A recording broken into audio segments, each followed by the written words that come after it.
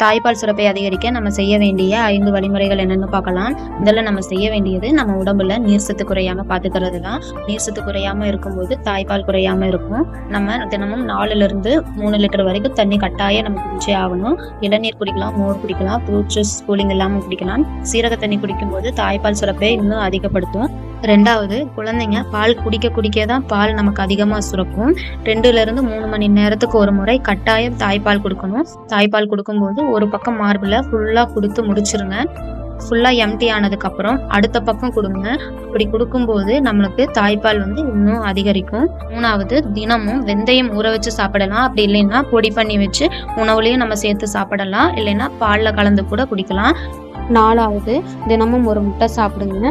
முருங்கைக்கீரை கிடைச்சதுன்னா முருங்கைக்கீரை தினமும் நம்ம சாப்பிடலாம். தினமும் சாப்பிட முடியல அப்படின்னா அதை பொடியாக அரைச்சி வச்சு நம்ம சாப்பிடும்போது நம்மளோட உணவில் அது மிக்ஸ் பண்ணி சாப்பிடுங்க. அடுத்து, பூண்டு குழம்பு வச்சு சாப்பிடலாம், இல்லைன்னா வறுத்து சாப்பிடலாம். டெய்லியும் ஸ்நாக்ஸுக்கு பதிலாக ஓட்ஸ் சாப்பிடுங்க. ஓட்ஸ் தாய்ப்பால் அதிகரிக்க ரொம்பவே ஹெல்ப் பண்ணும். 5வது என்னன்னா, ரொம்பவே முக்கியமான ஒன்று, நம்மளை சுற்றி 1000 பிரச்சனைகள் இருந்துக்கிட்டே தான் இருக்கும். அதெல்லாம் மனசில் போட்டு நம்ம கவலைப்படக்கூடாது.